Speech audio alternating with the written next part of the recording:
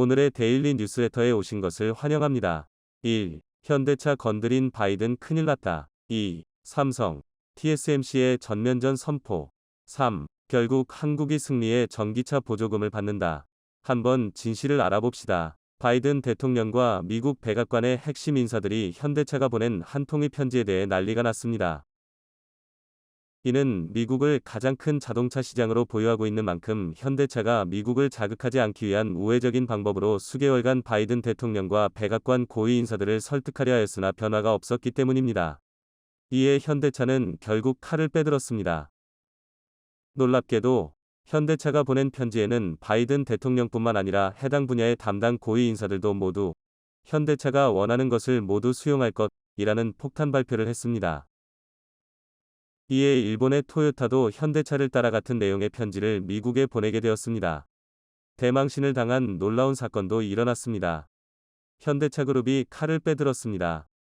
지금까지는 미국 상원의원이나 하원의원들을 만나 바이든을 설득해달라고 요청하는 우회적인 방법을 택했는데, 이번에 정의선 현대차그룹 회장이 선택한 방법은 너무나도 파격적이고 공격적이라 미 백악관을 한순간에 쑥대밭으로 만들어 놓기에 충분할 정도로 엄청났습니다. 현대차는 미 백악관에 직접 편지 한 통을 보냈는데 그 내용은 너무나 강력했습니다.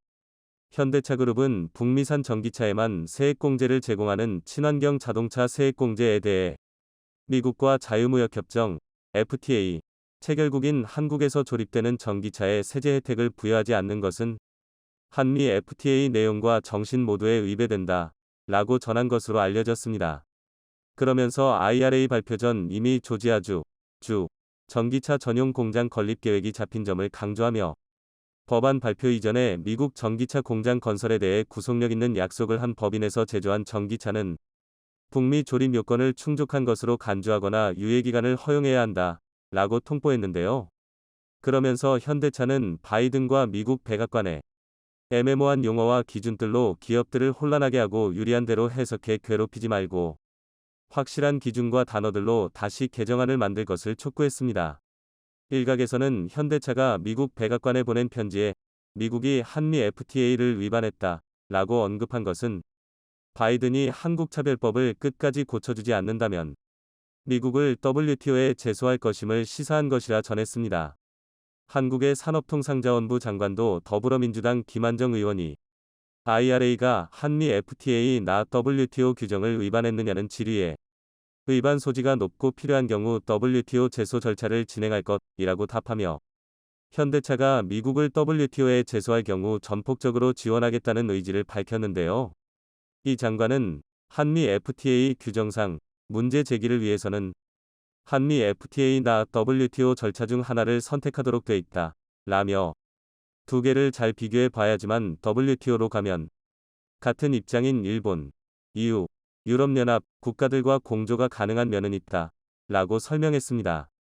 그는 이어 미국의 11월 중간선거 이후 상황 변화가 있을 것으로 생각한다 라며 독일 등 EU도 중간선거까지는 목소리를 크게 내지 않고 있는데 우리는 중간선거 전까지 물밑 작업을 잘 진행할 것이라고 덧붙였습니다. 더 놀라운 것은 바로 현대차 뒤에 있는 조력자인데요. 한국 최고의 로펌 김앤장과 미국계 초대형 로펌 레이터 마킨스와 오멜버니 앤 마이어스가 현대차를 적극적으로 돕고 있다는 것입니다. 레이터 마킨스는 한때 로펌 세계 1위를 기록했을 정도로 엄청난 영향력을 지닌 세계 최고의 로펌으로 대한민국에서 독보적인 존재 자랑하는 김앤장보다 무려 4배나 높은 매출액을 기록하고 있습니다. 레이텀 와킨스는 전 세계 주요국 30개국에 사무소를 두고 각국 정부 고위 관계자들과 긴밀한 관계를 구축했으며 항상 절대 불가능해 보이는 일을 가능하게 만들며 세계 1위 로펌으로 성장했습니다. 실제로 레이텀 와킨스는 현대차의 보스턴 다이내믹스 인수를 가능하게 만든 장본인인데요. 보스턴 다이내믹스는 미국에 있는 세계 최고의 로봇 기업으로 너무나 압도적인 로봇 기술력을 보유한 나머지 다른 기업이 이 기술로 로봇 무기를 만들기라도 한다면 큰일이 나는 것을 우려했습니다. 게다가 미국이 아닌 다른 국가의 기업이 사는 것은 미국 정부가 절대로 허락하지 않았죠. 이 때문에 일본의 토요타, 심지어 미국 아마존도 보스턴 다이내믹스를 인수하는 데 실패했는데 한국의 현대차가 인수하는 데 성공했습니다. 기적 같은 일이 일어난 것이죠. 그리고 이번에 또 한 번 세계 최고의 로펌 레이터 마킨스와 오멜버니 엠마이어스, 그리고 한국의 김앤장이 현대차를 도와 바이든과 미 백악관을 상대로 WTO 제소를 승리하는 기적을 만들어내려 하고 있습니다. 아무리 바이든의 WTO 조항 위반이 명확하지만 미국 정부를 상대로 한국 홀로 이기는 것은 불가능에 가깝습니다. 하지만 세계 최고의 로펌인 레이터 마킨스가 주요 30개국 정부 및 기관들과 만들어 놓은 강력한 네트워크를 이용해 독일, 영국, 프랑스, 인도 등 주요국 정부들을 모두 현대차 편으로 돌려놓는다면 이야기는 완전히 달라집니다. 이 소식이 전해지면서 바이든과 백악관 핵심 관계자들은 긴급회의를 열고 현대차를 달랠 만한 카드를 준비 중인 것으로 전해졌습니다. 실제로 현대차는 미국의 인플레이션 감축법이 발효된 이후 심대한 타격을 입고 있습니다. 지난 8월 16일 미국 바이든 대통령이 서명하면서 즉시 발효된 이후로 가장 심각하게 우리의 현대와 기아 전기차의 보조금이 중단되면서 심각한 피해를 입히고 있기 때문입니다. 벌써 계약 대수의 30% 이상이 줄어들고 있고 어려움은 가중되고 있습니다. 현대차의 전기차가 미국산 전기차보다 제 아무리 훨씬 더 멋있고 성능도 좋은 것이 사실이지만 미국산 전기차가 무려 1,000만 원이나 더 저렴하면 미국 소비자들은 미국산 전기차를 택할 수밖에 없습니다. 현대의 아이오닉 5는 미국에서 벤츠, BMW까지 물리치며 전기차로서는 세계 최초로 올해의 SUV로 선정되는 영광을 안았습니다. 미국의 한 소비자는 현대차 아이오닉 5를 사려 했지만 GM 전기차로 바꿨어요. 7,500달러나 보조금을 지급해준다고 하니까 바꾸지 않을 수 없었어요. 라고 전했습니다. 자, 그런데 이번에 현대차가 백악관에 보낸 편지 한 통. 세계 최고의 로펌이자 미국 내에서는 절대적인 영향력을 행사하고 있는 레이터 마킨스, 그리고 오멜버니 엠마이어스를 등에 업고 바이든을 궁지로 몰아넣자 미국 차의 이익을 몰아주려던 바이든의 계획이 한순간에 무너져 내리는 대반전이 만들어지고 있습니다. 아주 코믹한 일도 벌어졌습니다. 현대차가 미국을 상대로 만들어낸 대반전 시나리오를 지켜본 일본도 현대차를 따라 미국에 편지 한 통을 보냈는데요. 교도통신에 따르면 한국의 현대차와는 달리 일본의 요청은 단칼에 거절당한 것으로 알려졌습니다. 보시면 미국에서 일자리 기여도 압도적인 1위가 한국, 일본은 한국의 3분의 1 수준에 그치고 있습니다. 특히 진부한 디자인과 뒤떨어지는 성능으로 이미 미국 소비자들은 일본의 토요타 대신 현대차만 구매하고 있다 보니 미국 입장에서는 토요타에까지 현대차와 같은 수준의 특별 혜택을 줄 필요가 없다고 판단한 것입니다. 한국의 뒤통수를 치는 것으로 유명한 인니도 초비상이 걸렸습니다. 인니는 현대차에 바이든과 협상할 때 인니산 니켈로 만든 배터리도 미국 정부의 전기차 보조금 대상으로 포함될 수 있도록 해달라 라고 요청한 것으로 전해졌습니다. 바이든의 인플레이션 감축법에 따르면 인니산 니켈로 배터리를 만들면 보조금을 지급하지 않겠다고 명시되어 있습니다. 이 때문에 인니의 초대 규모 배터리 공장을 지으려 했던 삼성, LG, SK 등 한국 대기업들이 미국이나 캐나다 등 북미 지역으로 옮기려 하자 인니는 한순간에 초토화됐습니다. 이에 그동안 한국의 뒤통수만 쳤던 인니는 당장 내년부터 한국산 전기차에 보조금을 지급하는 등 파격적인 제안을 해온 것으로 알려졌습니다. 최근 미국 주도의 금리 인상으로 글로벌 경제는 물론 우리나라 가계부채와 기업들에게까지 악영향을 주고 있습니다. 특히 건설 원자재 가격 급상승이 맞물리며 건설사들이 저금리 시절에 수주한 계약들이 현 시점으로 들어서며 불리하게 작용하고 있는 데다 회사채 상환 압박이 들어오면서 연쇄적으로 기업 운영에 차질이 생기는 악순환이 발생하고 있습니다. 그런데 경기 침체가 발생하면 건설사들을 시작으로 디폴트 도미노가 시작되는 것은 익숙하지만 국가 핵심 산업이라 할 수 있는 반도체 업계가 휘청이는 것은 굉장히 이례적인 일이라 할 수 있는데요. 특히 건설업계의 경우는 기술 수준이나 시공 능력이 평준화되어 있는 반면 반도체 산업은 국가를 대표하는 첨단 산업이기에 부실 또는 디폴트 위험과 같은 신호가 조금이라도 나오면 국가 경제에 큰 영향을 주게 됩니다.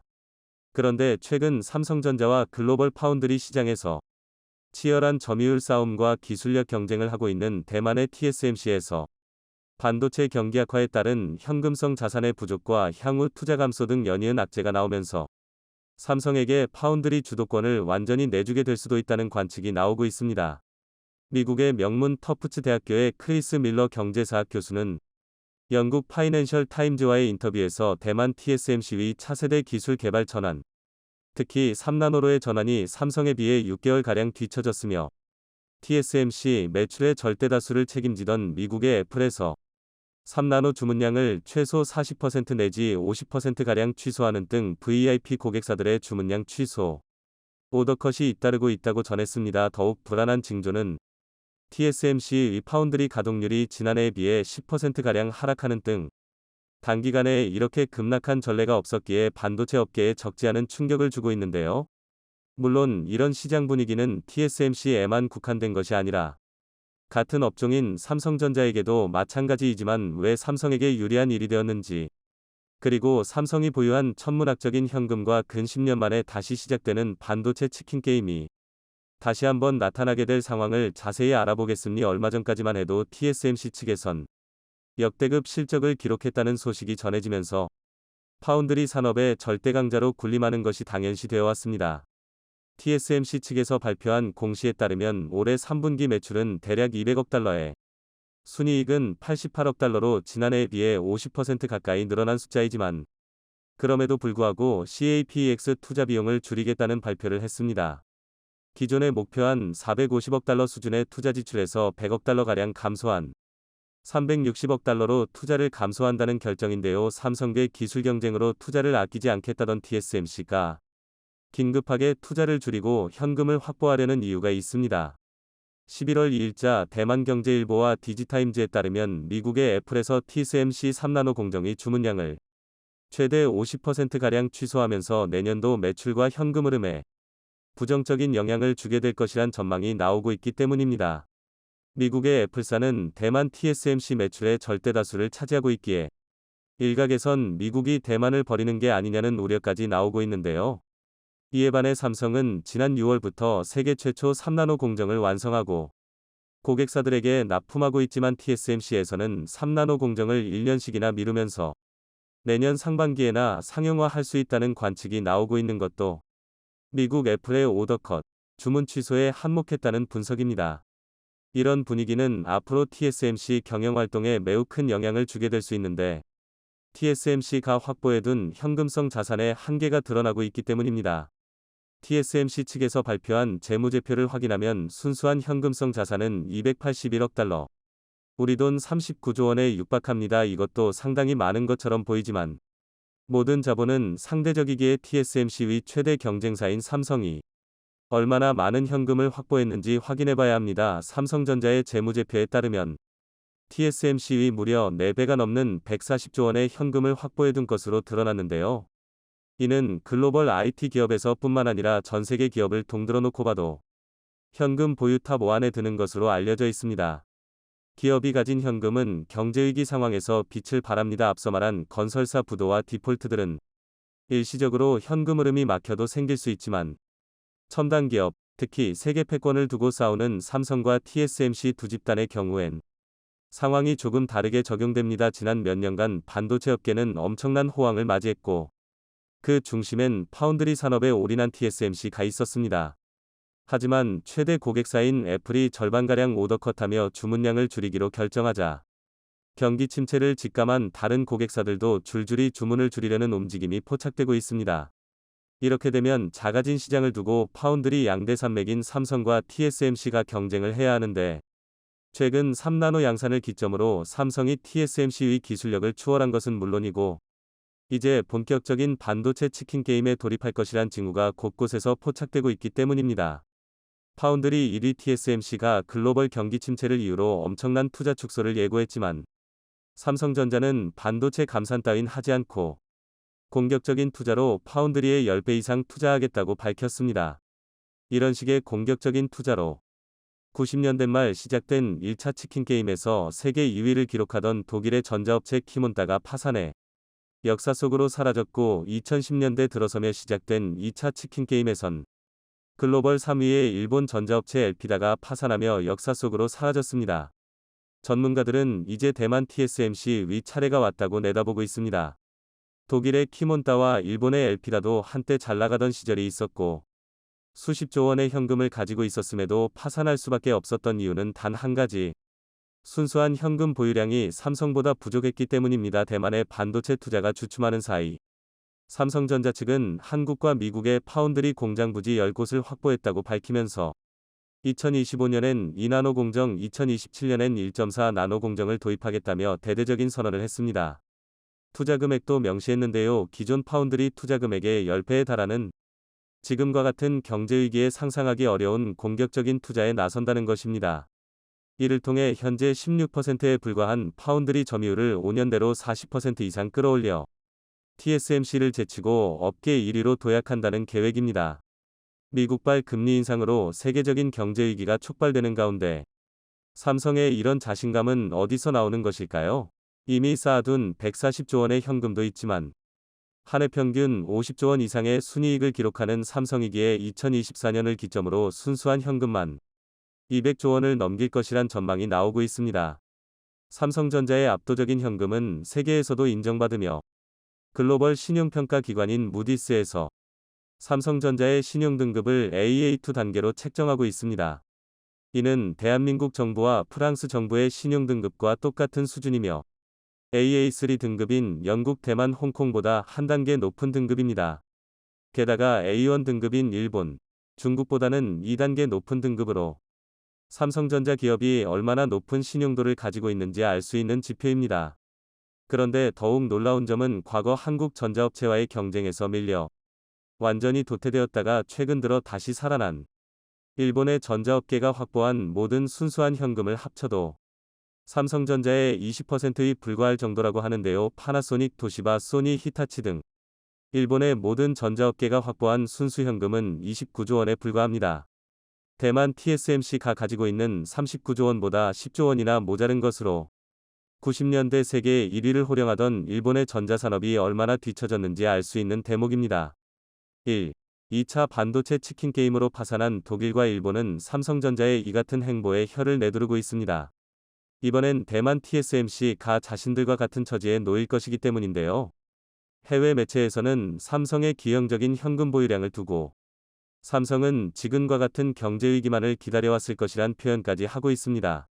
삼성이 여타 경쟁업체들을 누르고 시장 점유율 1위로 도약했던 계기들은 전부 경제위기가 껴있었으며 이런 경제위기 속에 그동안 쌓아둔 현금으로 공격적인 투자와 치킨 게임을 벌여 경쟁업체가 버티지 못하고 항복하게 만드는 작전을 써왔기 때문입니다. 게다가 대만 TSMC가 삼성과 치킨 게임에서 필패할 수밖에 없는 요인이 또 한 가지 있습니다.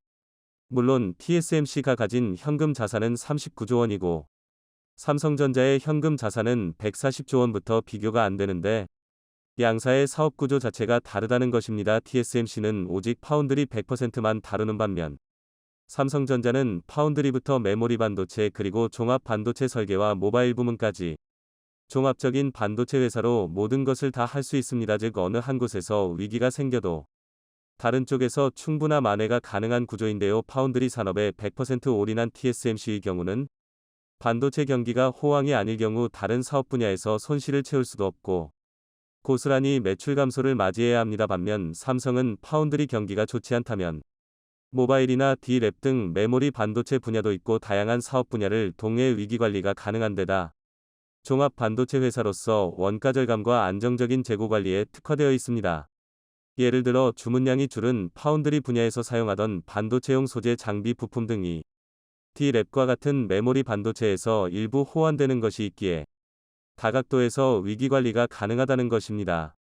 글로벌 경제 전문가들도 TSMC의 위기를 이야기하고 있습니다.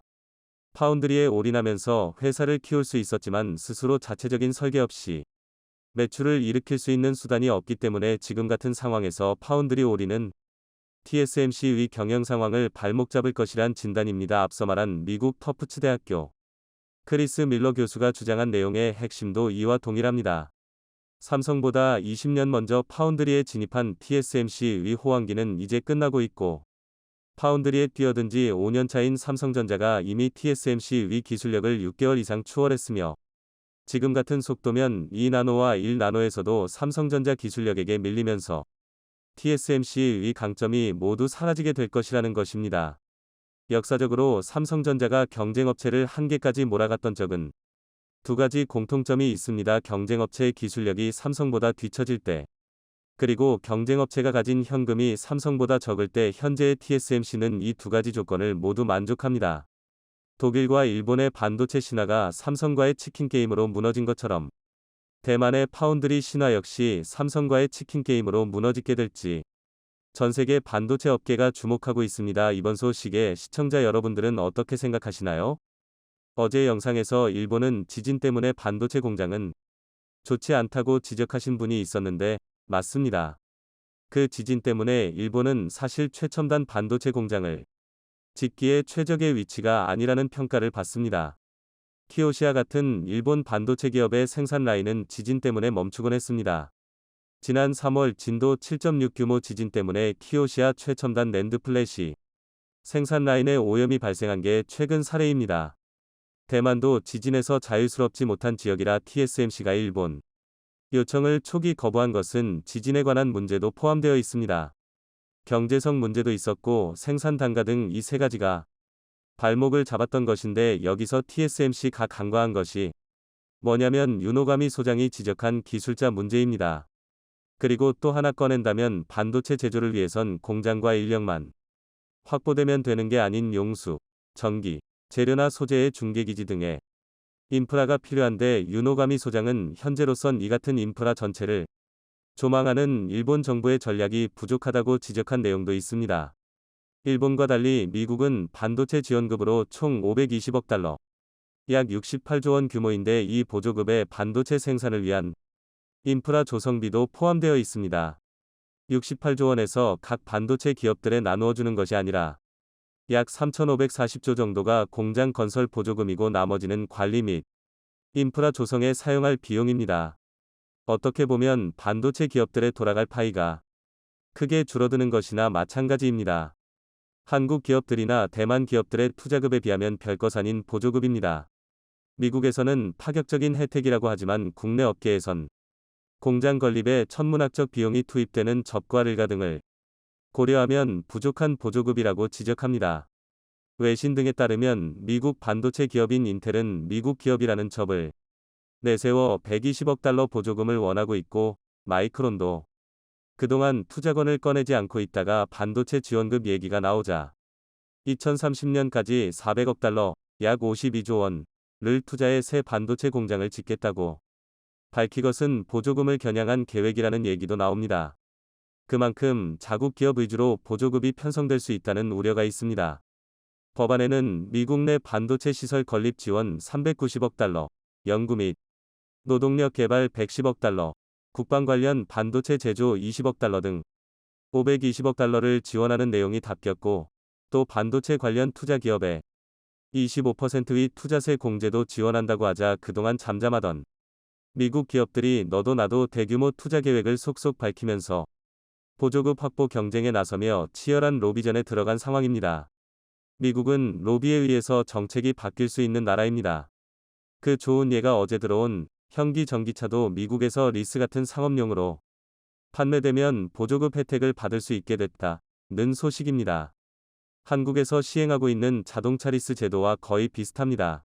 한국의 로비가 성공했다는 것입니다.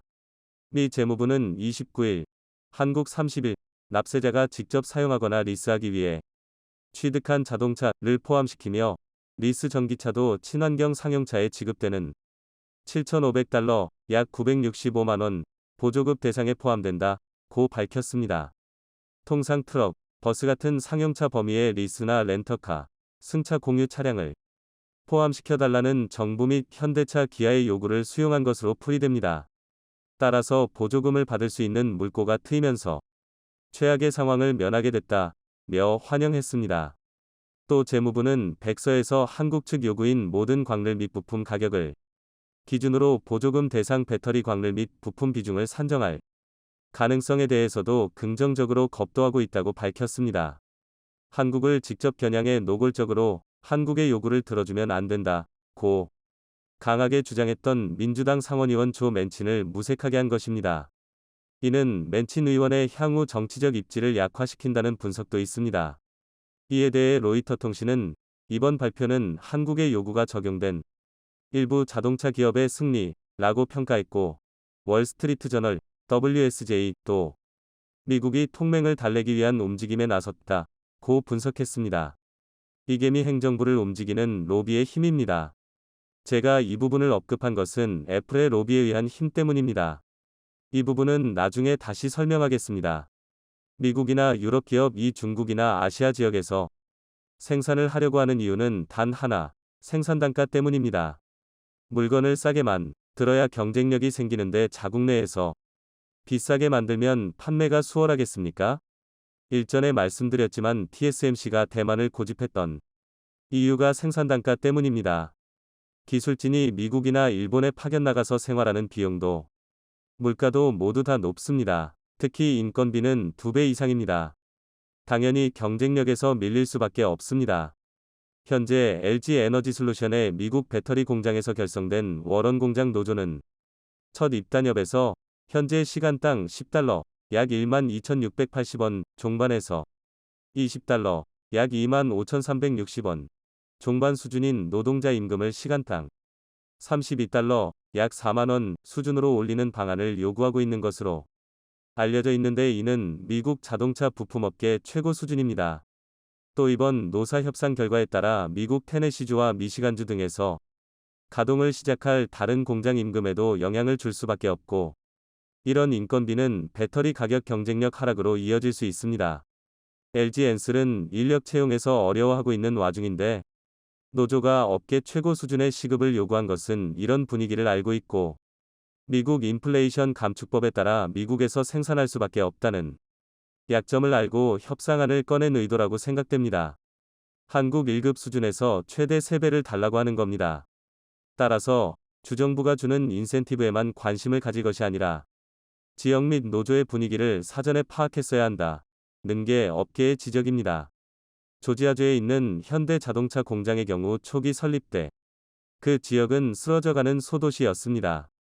그런 지역에 자동차 생산 공장이 들어선다고 했을 때 그 지역의 시민들은 쌍수를 들고 환영했습니다. 그리고 자동차 생산 공장에 필요한 인프라가 대거 들어섰고, 따라서 죽어가는 지역의 경제가 다시 살아나면서 지금은 잘 사는 지역으로 바뀌어졌습니다. 그들은 감사해했고, 그리고 지금까지 그런 갑정으로 노사 간 화합을 이루면서 서로 간 상생하고 있습니다. 부지 선정에서 그런 측면도 일부 고려되었다면 그런 턱없는 입급 인상을 요구하는 노조는 나오지 않았을 겁니다. 따라서 미국이나 일본에서 생산하는 제품은 그냥 그 나라에서만 소비하게 할 수밖에 없습니다. 그냥 그 나라에서만 소비하게 할 수밖에 없습니다. 타국에 수출하기가 어렵다는 얘기고, 그런 부분 때문에 삼성전자는 미국에 반도체 공장을 건설하는 것도 미국 수요에 알맞게 짓고 있습니다. 미국에 그 정도 공장들을 건설하면 한국 내의 평택 단지 확장 계획을 축소해야 하는데 오히려 더 6차까지 늘리는 것은 미국을 제외한 한국 수요와 유럽을 겨냥한 수요 때문입니다. 최근 유럽에서 삼성 반도체를 유치하기 위해 안간힘을 쓰지만 아직 삼성전자에서 확답을 해주지 않고 있는 게 생산 단가에 의한 지역적 환경 때문이라는 게 업계의 얘기입니다. 유럽연합 EU는 지난해부터 삼성전자에 유럽에 반도체 공장을 지어달라고 요청하고 있습니다. 최근엔 독일 대통령, 스페인 총리 등이 연이어 삼성전자를 찾아 공장 유치 활동을 벌이고 있지만 삼성전자가 행동에 나설 가능성은 현재로선 희박하다는 것이 업계의 전망입니다. 그런 삼성과 달리 TSMC는 독일 드레스덴을 유럽 공장 후보지로 겁도하고 파운드리 공장을 짓기로 했고, 인텔은 지난해에는 유럽에 파운드리 공장을 지으려면 $200억 예상하면서 유럽연합에 지원을 요청하다가 지난 3월에 이 같은 계획을 수정해 앞으로 10년 동안 800억 유로, 약 110조를 투자해 유럽에 반도체 생산과 연구기지를 세우겠다는 계획을 내놓았습니다. 인텔이 30%가량 투자하고 나머지 70%는 유럽에서 투자하라고 했습니다. 유럽연합도 긍정적으로 받아들이면서 끝 성사될 듯이 보였지만 유럽연합의 움직임이 달라지자 인텔은 우선 이탈리아의 자동차용 반도체 공장을 설립하는 것으로 지난 9월 발표한 바 있습니다. 그러나 지난 11월 변수가 생겼습니다. 유럽연합 EU 회원국은 430억 유로, 약 60조 원가 들어갈 역내 반도체 산업 육성 계획 추진에 합의한 것입니다. 인텔의 요구대로 라면 유럽연합이 80조 원 이상을 보조급으로 지급해야 하는데 그럴 바에는 자체적인 반도체 산업을 육성하겠다는 뜻입니다. 그에는 실질적으로 얻는 것은 크지 않다는 이유도 포함되어 있습니다. 거기에다 자동차용 반도체의 지원 대상 포함은 허용하지 않기로 했습니다. 인텔과 독일 및 이태리가 반발할 수 있는 내용입니다. 이태리가 개인적으로 인텔과 손을 잡을지는 아직 미지수입니다. 이렇게 TSMC나 인텔이 경쟁에서 먼저 유럽을 선접하겠다는 의도입니다만 삼성전자는 다음과 같은 이유를 들어 유럽의 공장 설립은 아직 시기상조다 고 언급했습니다.